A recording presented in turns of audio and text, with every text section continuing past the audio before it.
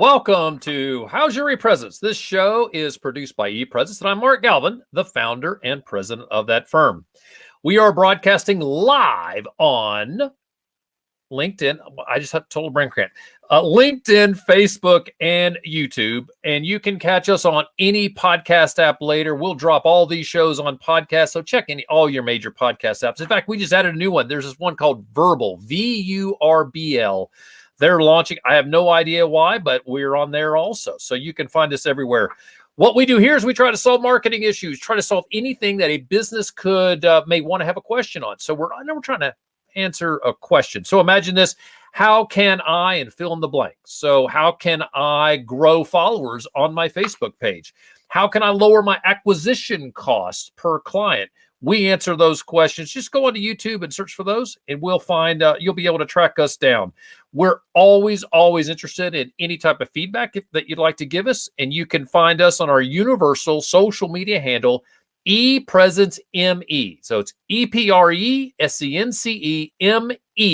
is our universal handle everywhere. Search for that on Twitter, Facebook, YouTube, whatever. You'll find us there. And if you're just tuning in, we'd love for you to ask a question. So here's a question. Here's an example, right? Let me go in here. There we go. So ask questions. If you want to know if our guest has pants on, you can feel free to ask that question. Just jump in there and we will add you to the show. Great. Also, very important, please subscribe. If you subscribe to the channel, you'll know that we went live and you can jump in and ask us questions. So especially on YouTube, subscribe to us to it there. All right, well, let's get on with the show. Today's show, our guest is Tim Fitzpatrick. Tim, welcome aboard. Where are you, my friend? Here I am. Awesome. Welcome back. Some of you may know Tim's been with us before. He's with Rialto Marketing, and we had such a great conversation last time. I said, hey, at the end of the show, I said, you got to come back.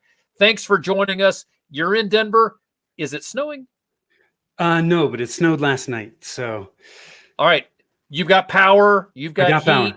No issues there. Yeah, I'm in good shape. So, all right. Thank you for having me back, man. I'm honored. I obviously did an okay job last time, so I'll do my best to do the same. Yeah, you shoveled a good amount of BS. I mean, snow. I mean, you were good. Listen, honestly, you shared such great information that there were other topics we wanted to get into. So for those who missed the last show, tell us a little bit about Rialto Marketing. Yeah, so we help service-based businesses simplify marketing so they can grow with less stress, and we do that by helping them create and implement a plan to communicate the right message to the right people. So we really focus on those marketing fundamentals first that lay the foundation for you to build a nice house from, and then we can get tactical and start implementing in various digital marketing channels based on what you need in your plans. So that's it in a nutshell. I love it. Well, glad you're here. Everyone, you're going to see why he is someone you should call. Let's start off with the number one topic. Is video still important for marketing, and why? Yes. So I saw a statistic the other day that said 6 out of 10 people would rather watch online video than television. Now, I am I'm in the 4, not the 6, but 60% of people would rather watch online video. That's staggering. That's a lot of people. And that just seems to continue to be going up. You know, if you look at where the trends are, TikTok, right? TikTok has been blowing up. What's TikTok? It's all short form video. You know, it's less than 60 seconds. So people love watching video. So there's no reason that we should not be using video to market our companies. The other thing that I think really works for video is the connection. It allows people to connect with us without really knowing us. They can hear they can hear our voices. They can see us.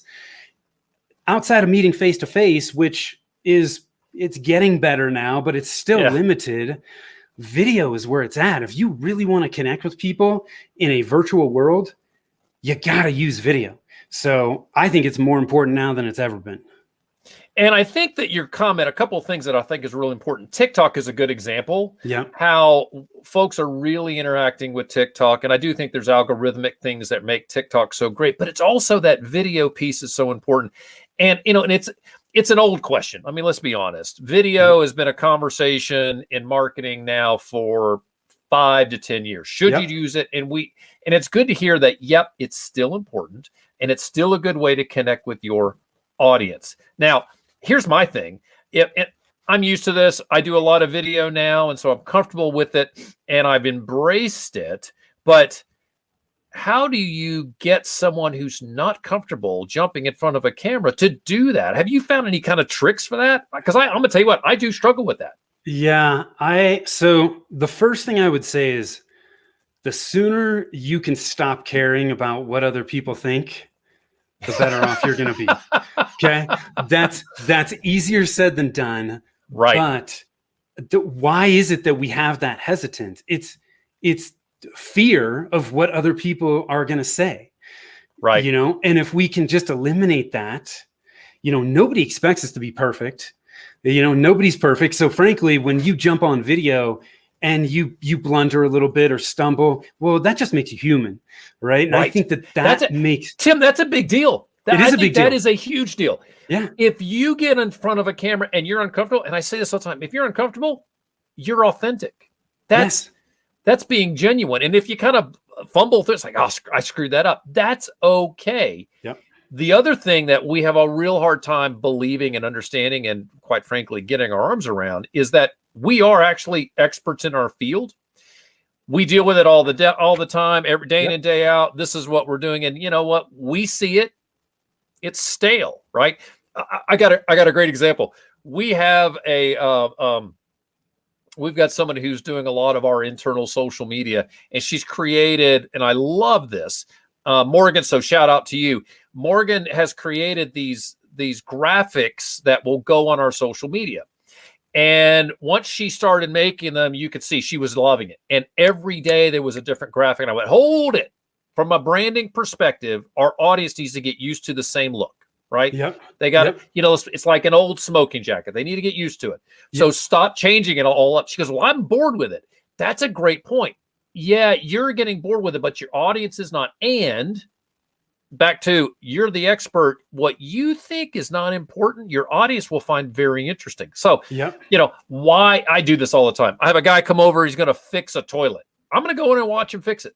Right? He's like, why? This is more. No, it's actually really interesting because I don't know that. And this guy does it all the time. So take that as an example. I think home improvement is a great place where you could do video. So if you're in that home improvement space, get video of what you do and put it on social and say, here's an example. This is how you fix a toilet.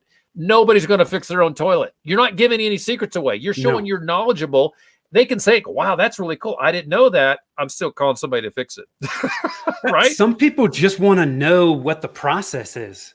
And once they understand what the process is, look, the people that want to do it themselves, they're going to do it themselves. So putting out a how-to video, you're not going to lose business from that. Right. Well, frankly, there's going to be people like me who might want to try it. And I get halfway through it and I'm like, oh God, I don't have that tool. I'm screwed. And there's, so let's not get into toilets. Toilets are a dangerous thing. Yeah. There's toilet parts all over the place. He's like, oh yeah, you tried it yourself, huh? Yeah. So, yeah, don't be fearful about that. There is an important thing about toilets, and that's when you pull the toilet, you pulled the P trap. That's raw sewage coming out. So don't do that unless you're ready to put the toilet back on. That's it. Yeah. So stop caring what people think and just do it. The more you do video, the more you do anything that is outside of your comfort zone, the larger your comfort zone becomes. And all of a sudden what was difficult is not so difficult anymore, and we're all bad in the beginning. I started doing live video in the beginning of the pandemic. I'm still not, the best, but every time I do it, I get better and I get better. If I watch those first few videos, I'll probably be like, oh, Jesus, God, that's awful. But that's the way it is. That's part of the process. So the tip is for any of you folks out there watching, just do some video, and you can pick up your phone and you can just walk around and look at your phone and talk and share something. And I always love put a tablet by your desk, and when someone calls and asks you a question, write down what that question was. Now you have content for your social media. You can just answer that question. Just pull out your phone and say, hey, I just had somebody call and ask me the question. And this is the answer. I tell you what, if I was in accounting, if I was an accountant today, there are so many questions coming at them now. They should have a tablet full. They'll have enough content. They can answer a question in 2 minutes and say, hey, here's this has come up. You need to consider X, Y, Z if you run into this problem. All right. This is good stuff. All right. What is evergreen, Tim? What does that mean?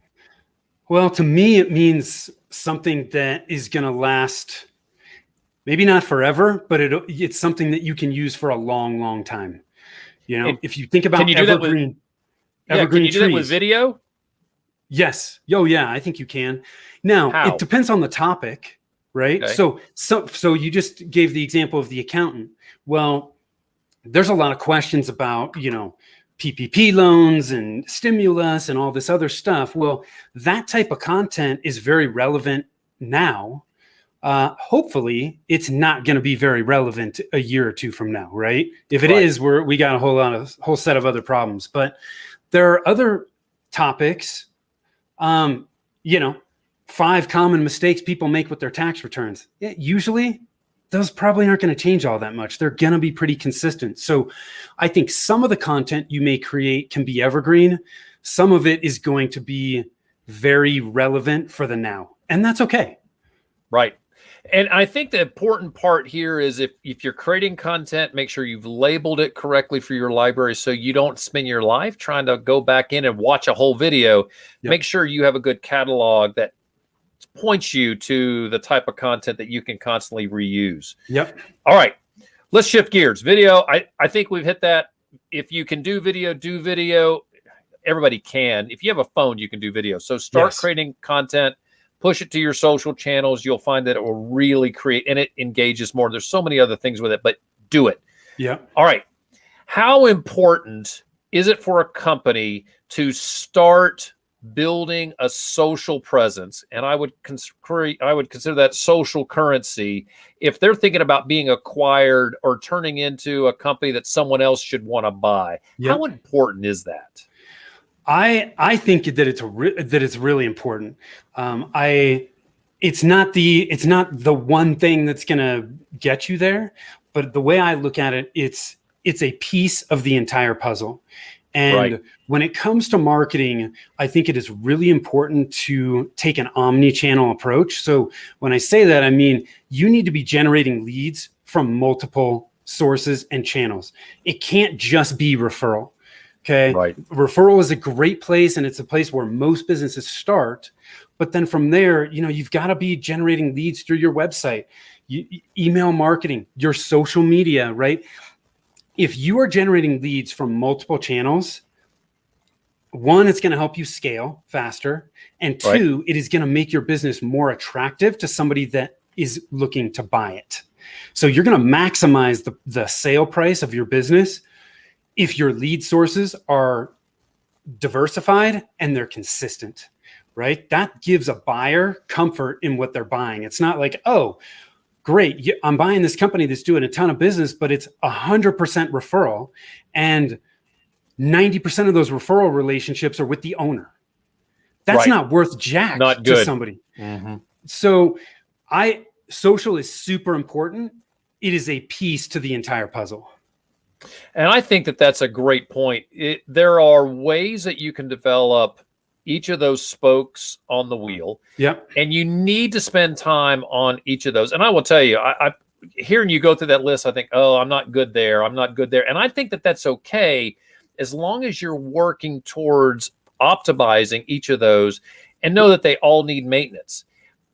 The thing that's important, I think, here for all of us that are listening to you, Tim, that we need to absorb is that you've got to make sure that you're developing multiple channels, multiple marketing support programs, support systems, because it makes you more valuable, right? Yes. It makes you more relevant. It shows that you are poised to take advantage of all of those channels. And if somebody takes over your company, they don't have to build it.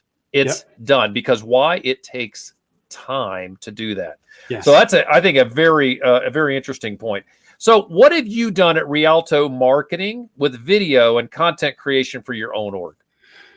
Yeah, so we love live video. All of our content starts with live video. I shouldn't say that. We do a weekly blog post. We've been doing that for a long time, but I really like video, and a lot of our stuff is shifting to video. So we do a Facebook Live, just like you and I are doing a live right now. Yep. And you can get so much leverage from video content.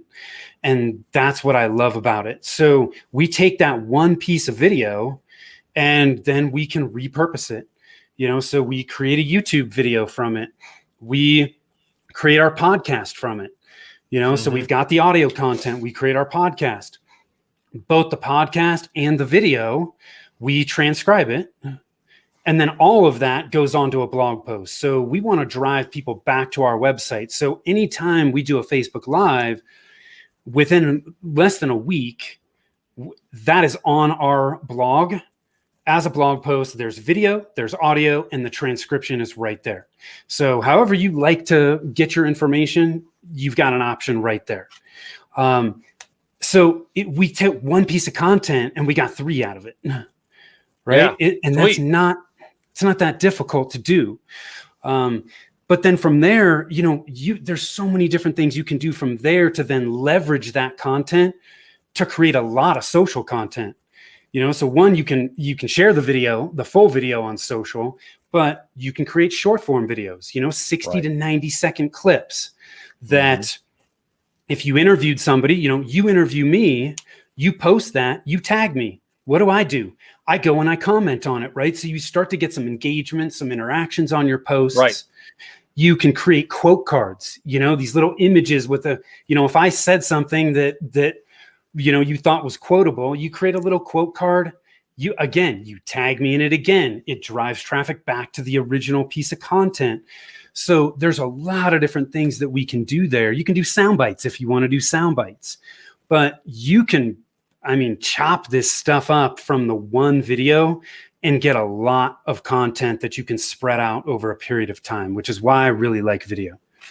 I love all this, and all these tips that you're sharing are great. Like the quote cards. That's a great tip that someone can, I'll tell you what, you could start off, any of you could start off doing one of these things. And if you do one of those things, you're going to find that you're going to expand to the other. So just start, one bite at a time, start with one of them. Maybe quote cards is the right thing. So you start off doing a live video. You can do live video on Facebook right now. Yep. If you're on LinkedIn is not handing out those LinkedIn live channels that fast. So don't let that stop you. We did not have a LinkedIn live channel. We started on YouTube and Facebook, and then we kept asking for LinkedIn live and got LinkedIn live. So do those things and you can start building exactly what Tim's talking about.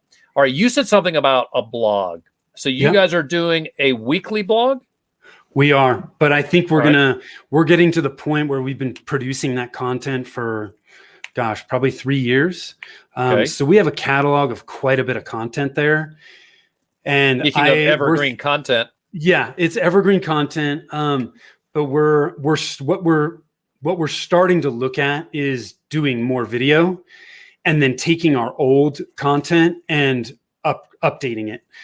So it's been out for a little bit. Oh, really? Let's update this and make this better than it already is, and just do it that way. Because I'll tell you, blog content it's a lot of work. Yes. And you got to write. Yes, you have to write. Nobody wants to write. Video, we can take video and do so much more with it. And if we transcribe the video and then optimize that accordingly when we post it on our blog, it's still written content. So it can still be very, very effective. Right. How do you, so speaking of transcribing, do you guys transcribe yourself or do you use a service? We use a service. So the tool we use for that is called Happy Scribe.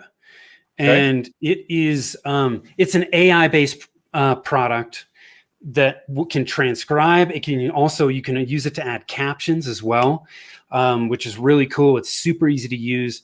What I will tell you with AI-based stuff is it's not 100%. It doesn't always get the transcription 100% correct. Right. But in my opinion, I don't think it matters all that much. People don't care. Most people aren't really reading the entire transcript, but they may be skimming that transcript. So for the price, I haven't found it worth it to make sure it's 100%. But if you want it to be 100%, we have used rev.com, which is rev.com. Rev.com is really good. They have an AI-based product now too, I believe. But really? Yeah, but for like manual, somebody who's actually listening to the whole thing, I think it's somewhere in that $1.25 a minute range. So it's really affordable unless you're doing a ton of content, and someone is literally transcribing it. So that is a good solution. I'm glad you mentioned that. Yeah, so that's a good one. But Happy Scribe, I always get the conversion wrong because their pricing is in EU, but it's like 12 euros an hour per hour of content. So it's super inexpensive. That's awesome to get it done. So that's one we like, but there are a number of other tools like Happy Scribe out there to make transcription very easy.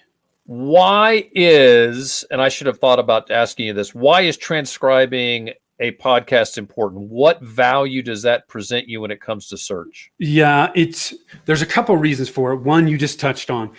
Google, they can't crawl the content in your video or your audio. So if you just take that video or audio and post it on a blog post, the only thing that Google can really read is the title that you put on there. When you transcribe it, now you've put written content on there that Google can actually crawl what's on that page and get a better understanding of what content is on the page and is this going to be relevant for a specific search term.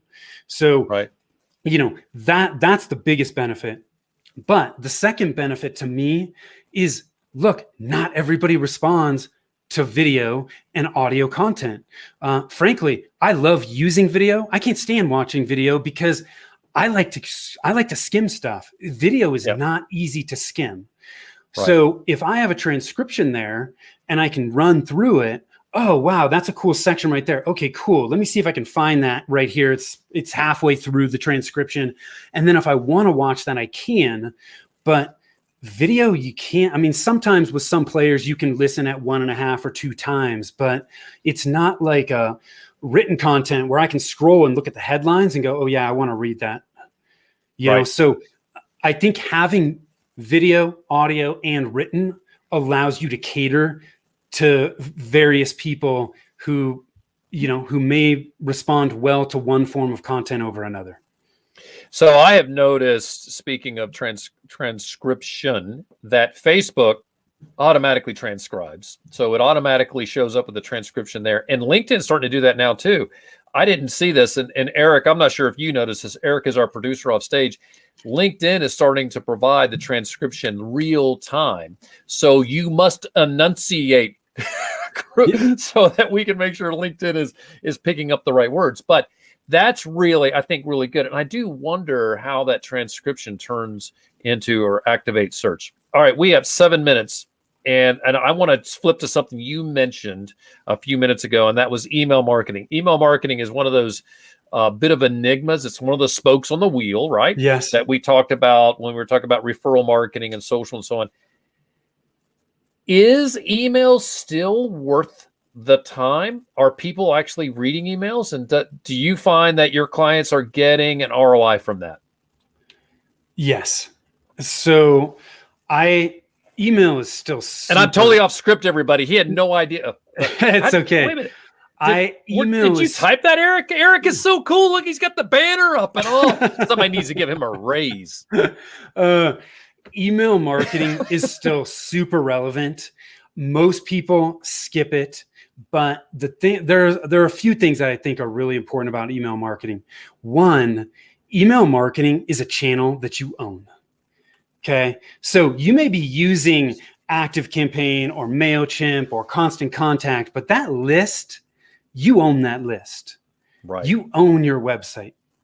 YouTube, Facebook, TikTok, you don't own those. You're renting those. When you're doing paid ads on Google, that's a channel you don't own. You rent that. And to me, you always want to take advantage and leverage those channels you rent to get people over to channels that you own. Most marketers will tell you the money is in your list. So if you are building, you may be a mega influencer and you got millions of followers on Facebook. Well, man, you got to be getting those people on your email list, because if you're President Trump, you get shut down and now you have no way to speak. So that's you a can't very get your interesting message point. out there. That's a real life example. Whether you like Trump or not, that's a Right. great example. He went from all over the place to no place, because now, and at flip side, they probably have an email list, but the point remains, if you're a company and you lose one of your spokes, this is one of the bigger reasons that you want to have multiple spokes on your, however you're generating leads. If one spoke goes dark, you're in trouble. So building all these is important. But I'm going to tell you something. That is such a big deal, that you own that list, that you own those contacts, or you know how to reach them. Yeah. And they're your audience. If they're landing on your website, they're interested in your product. You should talk to them. Yep. All right. Absolutely. I got one more question. We may run a little over here. This is okay. The question is this: how do you know what to say to your email audience, right? Do you say a lot? Do you put an email out that's got 5 different pieces to it? Or do you decide, I'm only going to talk to you and say one thing to you in this email? What works better?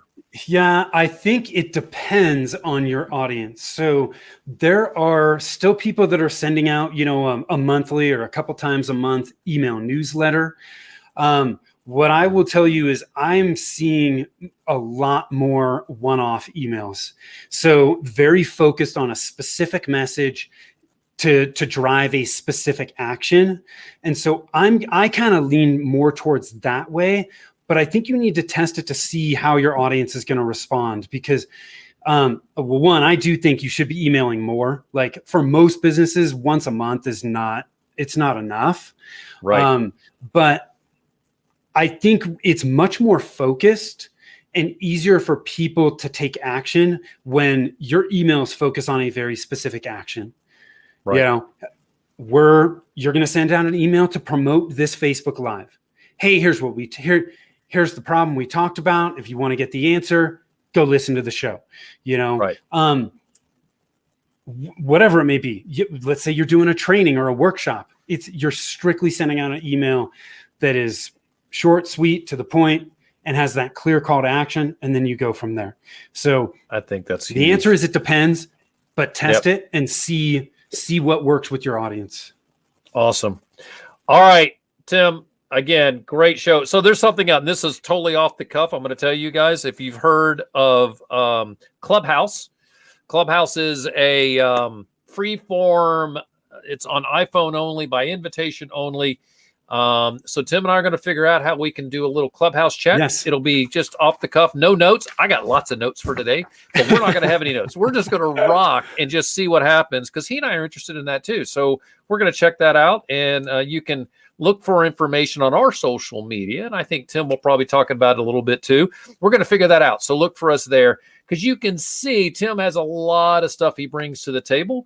And I think sitting down with you once a week and having a 30-minute chat will be a lot of fun, and figuring that out, because I want to see how that works. Yeah. But outside of that, how can people find you? Best place to go is our website, which is rialtomarketing.com. That's RIALTO marketing.com. All our social channels are listed there. If you want to see how we're repurposing content, just go to any of our social channels and you can see how we're doing that. If you liked what we talked about and you're struggling with it and you need help pushing through it, just click on the Get a Free Consultation button on our homepage, and be happy to chat with you and help you with that. Rock on. Folks, I would click that free consultation button, because you can see right now he understands I'm going to call all the spokes on the wheel, so he could help you figure out what you should be doing in your marketing plan. And, you're going to see his value, and who knows, you may end up want to work with him. You may not. You may decide that doesn't. Even if you don't, what you're going to find is he's going to give you a lot of value. So I would call him no matter what, to get a little bit of feedback. Does it matter if I'm not in Denver or I'm not in Colorado? Nope. Okay. No, we work with people all over the country. All over the country. All right. Well, good. Is there a specific type of customer that, business that you like to work with? Yeah, we typically work with service-based businesses. So coaches, consultants, professional service providers, so insurance brokers, CPAs, attorneys, and then home service businesses, so blue collar companies, contractors, remodelers, those types of folks. I didn't know that. I didn't mean to bring up all the, the toilet, the plumbing guy. No, That worked okay. well.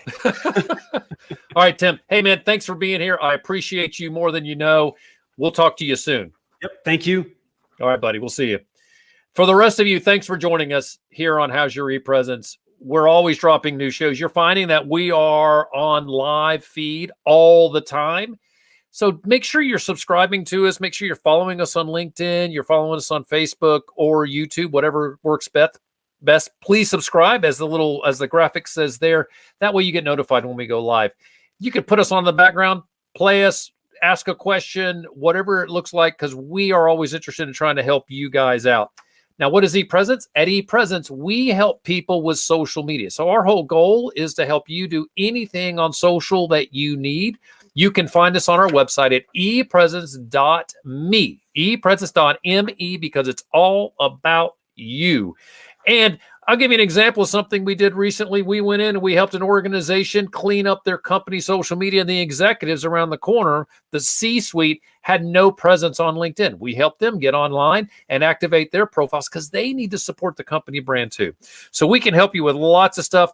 If you go to our website, epresence.me/how's your ePresence, we'll give you a 5% discount on our services just because you're watching this show. Hey, isn't it a great thing? You watch the show, you get a little discount. Love that.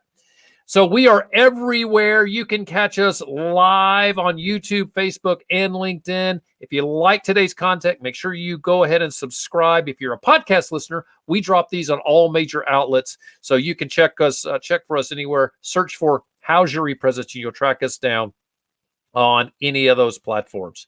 This show is produced by ePresence. Our producer is Eric Welch. He's the guy behind the curtain. Eric, we appreciate all the work you do for us. Until next time, for my guest, Tim Fitzpatrick, I'm Mark Galvin, and this has been How's Your ePresence?